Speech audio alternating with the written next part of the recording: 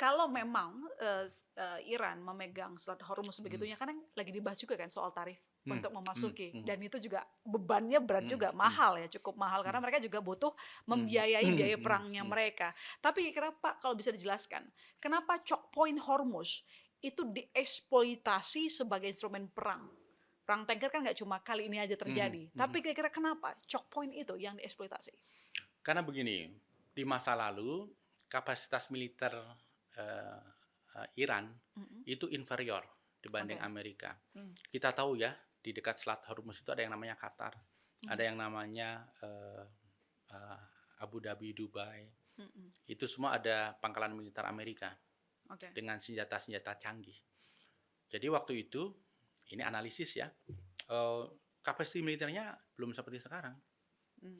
Sehingga untuk bisa mengcapture, menguasai Hormuz aja itu kesulitan. Oke. Tapi sekarang situasinya berbeda. Terbukti pangkalan militer utama Amerika di seluruh kawasan Teluk itu sudah dikasih hadiah bom. Mm. Dan bisa jadi beberapa perangkat penting sudah dilumpuhkan. Oke. Karena beberapa pesawat angkut militer juga ikut rusak karena terkena rudal. Mm, mm. Eh, Trump sendiri kan mengatakan batasnya 6 April ya Pak, Hmm, sebelum hmm, mereka akan menyerang hmm, fasilitas energi hmm, Iran. Kalau Pak Wija sendiri membaca yang sudah berjalan selama hmm. sebulan ini, apakah perang bakal justru semakin meluas, karena kan sekali lagi sudah terlibat Houthi, lalu kemudian Trump sendiri mengklaim Hmm, negara Teluk hmm, mendukung dia, hmm, mendukung hmm. Amerika. Perang masih akan berkepanjangan atau mungkin sudah mendekati meja perundingan? Sulit untuk memprediksi ya. Mhm. Saya pasti bisa memberikan jawaban yang meyakinkan gitu ya. Oh ya, Tapi jawaban yang meyakinkan terkait ini pasti spekulatif. ya. Karena Trump sendiri juga nggak tahu dia mau apa.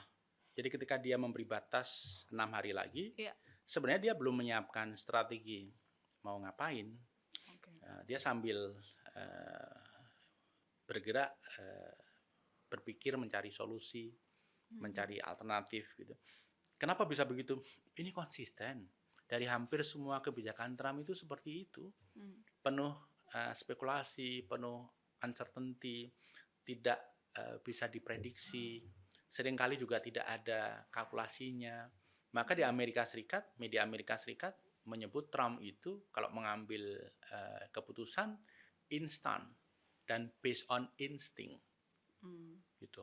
The art of war-nya Trump instan, gitu. Iya, keputusannya instan dan berbasis insting. Kan ketika kita membahas tentang reciprocal tarif, Hmm. ini kan semua pihak juga bingung dari mana Trump itu kemudian memberikan punishment kepada kita, reciprocal tarif 32%, Oke. negara ini sekian persen, negara ini sekian persen, kan tanpa justifikasi yang memadai. Mhm. Basisnya instan dan insting. Setelah kita runut, oh kalkulasinya ternyata sangat simpel seperti itu. Mhm. Matematika dasar saja dan sebenarnya ini tidak merefleksikan keadaan, tidak merefleksikan fairness-nya gitu.